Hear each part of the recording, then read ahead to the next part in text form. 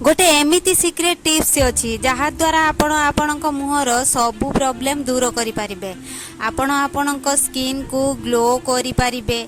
शुणिकी आपण को एमिति लगुथिबो कि कौन एमिति केबे संभव हेबो, किंतु एमिति संभव। आउ याकू बहुत जन एक्टर और एक्ट्रेस फॉलो करि थांती, जेउथिरे सेमानक चेहरा अट्रैक्टिव होइथाय और ग्लो करुथाय।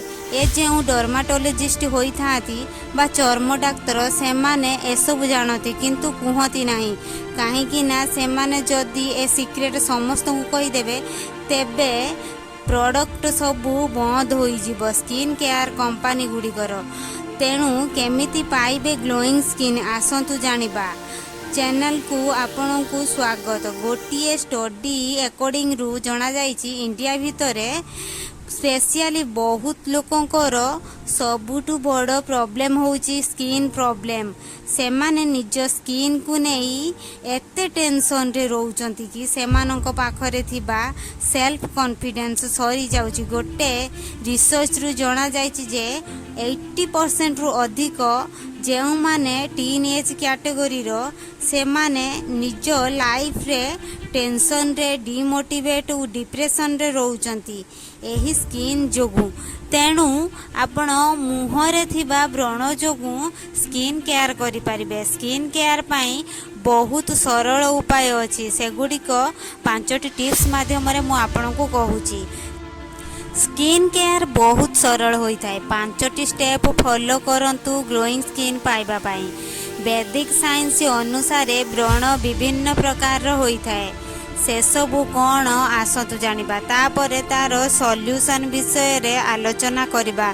स्किन केयर बहुत सिंपल, आपण किछि स्टेप फॉलो करी ग्लोइंग स्किन पाई परिबे।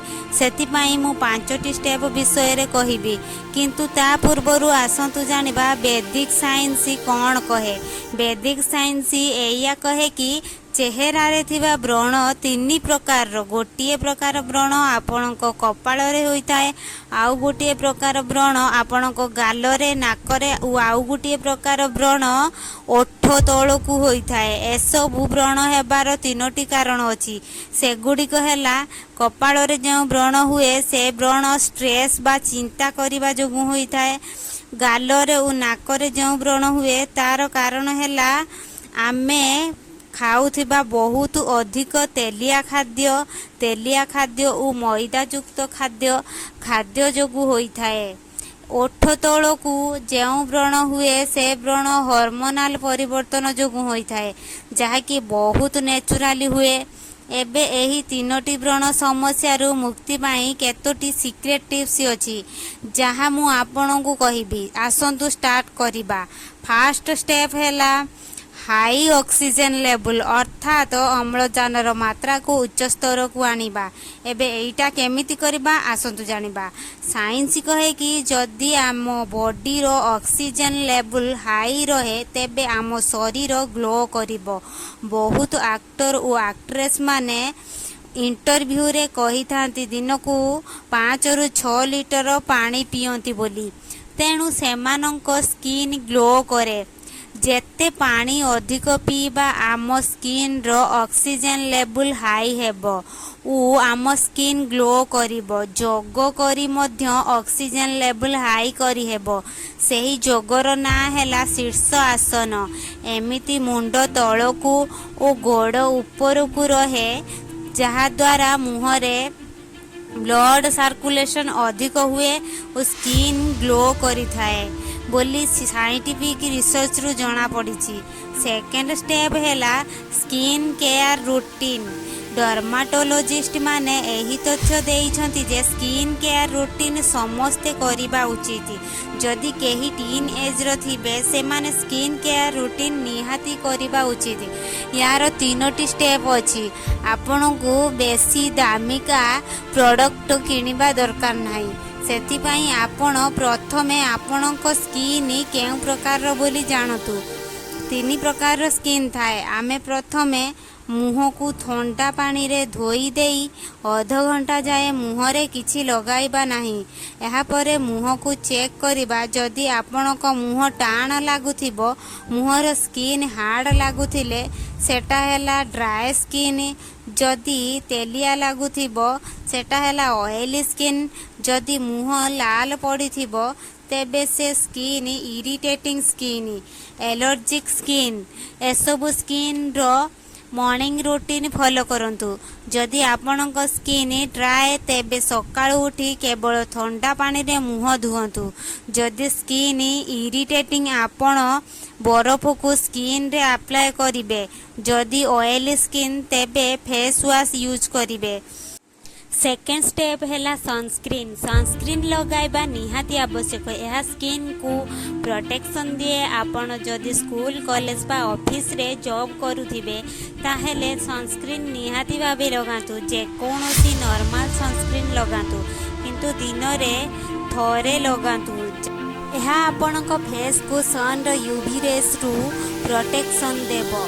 थर्ड रे नाइट रूटीन। एही रूटीन बहुत सिंपल होइताए। ठंडा पानी बा फेस वॉश रे मुह धोई दियंतु। मने रखिबे ऑयली स्किन रे फेस वॉश यूज करिवे। जे कोनोसी फेस क्रीम मुह रे लगाई सुअंतु। थर्ड स्टेप हैला गुड डाइट। वैदिक साइंस कहे आपणक गाल रे हेउथिबा व्रण ऑयली फूड पाई होइथाए। फैट्स उ बाहरर खाद्य पाई व्रण हुए। आपण एसबु खाद्य खाइले आपणक ब्लड रे बहुत गुड़िया फैट डिपोजिट हो जाए। से फैट आपणक स्किन रे भी देखा जिवो जहा द्वारा व्रण हो जाए। आपण जेते भी क्रीम लगातु जहाँ भी फेस वॉश यूज करंतु जदि आपणक डाएट ठीक नाही तेबे व्रण केबे आपणक मुहरु छाड़िब नाही। बहुत सारा एक्टर और एक्ट्रेस बहुत गुड डाएट को फॉलो करती सेतिपाई तांको स्किन चमके। फोर्थ स्टेप हैला गुड स्लीप। भल निदरे सोइबा निहाती जरूरी कारण आपण राति रे सोइबा बेले आपणक स्किन रो जेते भी डेड सेल थाए से सबू गायब हो जाए। ता ऊपरे नुआ डेड सेल तैयारी हुए। यही प्रोसीड्योर हुए आपणक बॉडी रो। जदि आपण भलरे सोइबे नाही 6 रु 7 घंटा जदि आपण सोइबे नाही ए डेड सेल आपणक स्किन रु हटिबो नाही। नुआ डेड सेल तैयारी हेबो नाही।